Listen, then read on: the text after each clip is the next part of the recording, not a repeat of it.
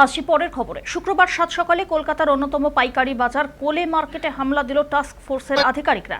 এদিন সবজি এবং নিত্য প্রয়োজনীয় পণ্যের দাম যাচাই করতে আসেন আধিকারিকরা। বাজার পরিদর্শনের সময় আধিকারিকরা লক্ষ্য করেন বেগুনের দাম আকাশ ছোঁয়া। কোথাও বেগুন বিক্রি হচ্ছে 500 টাকায় পাল্লা, আবার কোথাও 400 বা আবার কোথাও 250 টাকা পাল্লায়। এমন ভিন্ন দামের ব্যাখ্যায় বিক্রেতারা জানান, টানা বৃষ্টির কারণে চাষের ক্ষয়ক্ষতি হয়েছে, তাই সরবরাহ কম, দাম বেশি। তবে টাস্ক ফোর্স সাফ জানিয়ে দেয়, এই অজুহাতে সাধারণ মানুষকে কোনোভাবেই ঠকানো চলবে না। বাজারে সংকট তৈরি করে অতিরিক্ত দামে বিক্রি করলে তার বিরুদ্ধে কড়া পদক্ষেপ নেওয়া হবে। পরিদর্শনে ঝিঙে, শসা, ঢেঁড়স সহ অন্যান্য সবজির দাম স্বাভাবিক, এমনটাই মনে হয়েছে আধিকারিকদের। অন্যদিকে মাছ এবং মাংসের দামেও বড়সড় কোনো ফারাক নেই। আপাতত বেগুন আর কাঁচা লঙ্কার দামই অত্যন্ত বেশি।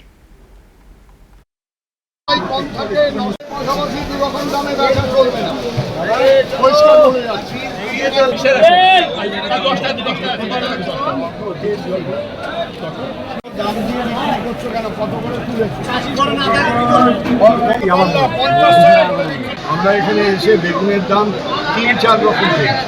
600 টাকা পাল্লা, মানে 5 কিলো, 400 টাকা পাল্লা, 250 টাকা পাল্লা।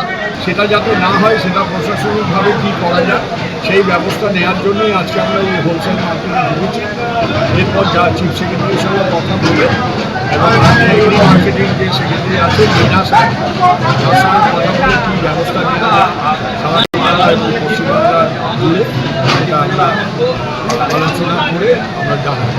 এরা যাতে সুযোগ না নেয় তার জন্য আমাদের আজকে আসা, এদেরকে চেস করা এবং হোলসেলের সাথে সাথে রিটেলেও চেস করবো। দেখা যাক, নিশ্চয়ই এর উপরে বাজারের উপরে বরাবরই করে, এবারেও